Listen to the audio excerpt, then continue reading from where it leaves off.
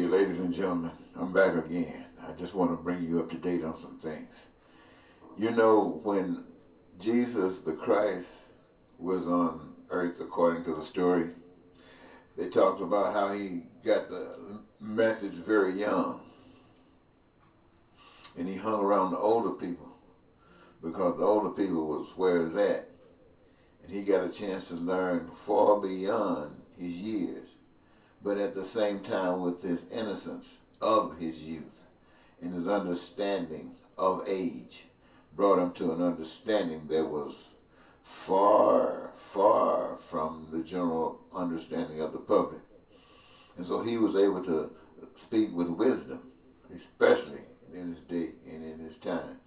And when he started speaking wisdom, he spoke about the things that heaven was about. He talked about the things that God was about. He talked about the things that were beautiful, the things that life was supposed to be about. And at the same time, he was able to point his finger at the destructive things that were in existence and that were in opposition to the will of life, the will of love, the will of God. And so that made not only the people who were representative of government pissed with Jesus, it also made those who had a different understanding about God pissed. And so it was, the wonderful message was missed because it interfered with people who were benefiting from the status quo. And that has always been the situation that you find ourselves in when you speak about change. For instance, the message about change today, it finds where a lot of people, just back in those days, there were a lot of people who benefited from the way the system operated.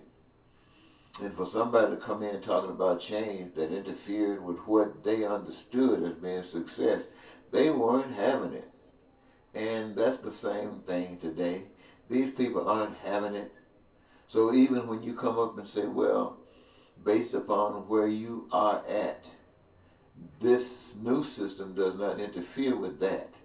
You can maintain your status quo, but at the same time be liberating for those who have suffered in the degree that it eliminates them from that. And as they rise,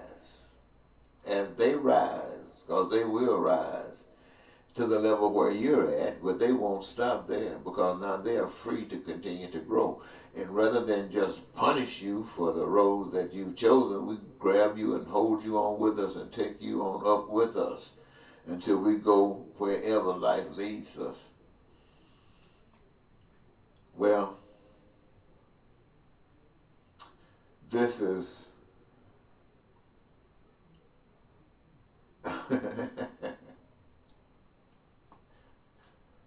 this is my hope. But can that happen? Can that happen? I was thinking a moment ago, the people, what would it take?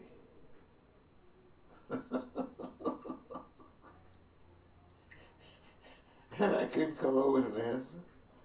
I don't care how hard I tried. I couldn't come up with an answer. All I could end up concluding was that there is two types of conduct. One representative of one thing and another representative of the opposite. And each in their own right have the authority to represent whatever they represent. And for either one to put its foot over in another's territory as a sign of aggression has the right to expect to have that toe stomped. Or if anyone goes over there not as an aggression,